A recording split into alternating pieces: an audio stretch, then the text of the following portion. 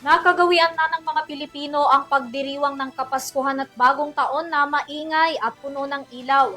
Sa ganitong panahon din tumataas ang bilang ng mga individual na nabibiktima ng mga paputok. Dahilan para ngayon pa lamang, inanunsyo na ng Department of Health o DOH ang pagsasailalim sa mga ospital sa Code White Alert ngayong holiday season.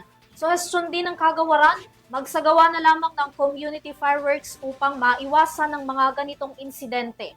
Tunghayan ang kabuuan ng balita sa aking report.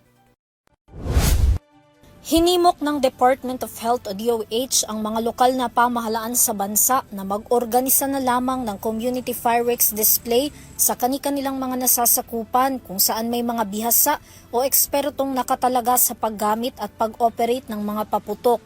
Sa paraan daw na ito, maaaring magkaroon ng sabayang panunood ng fireworks ang kani-kanilang mga residente nang hindi na sila nalalagay pa sa panganib dahil sa kagustuhan nilang magpaputok sa kani-kanilang mga tahanan kahit hindi naman lisensyado o hindi sanay sa pagsisindi ng mapanganib na mga paputok.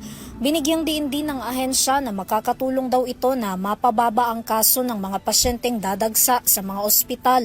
Batay sa datos ng DOH noong 2024, umabot sa 844 ang fireworks-related injuries na kanilang naitala habang 826 naman ang may kinalaman sa road traffic injuries sa kasagsagan ng holiday season mula yan December 21, 2024 hanggang January 6, 2025. Kung hindi naman daw maiwasan ang pagpapaputok lalo na sa mga pamilyang naging tradisyon na ito, wag na lamang daw itong iasa sa mga bata at nakainom ng alak.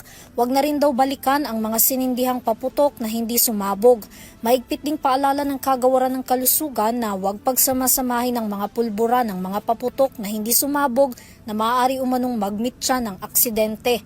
Sa kabila naman ng paalala ng kagawaran sa publiko, isa sa ilalim pa rin daw ang mga DOH hospital sa Code White Alert para mas maging handa sa posibleng dagsa ng mga pasyenteng isusugod sa mga pagamutan.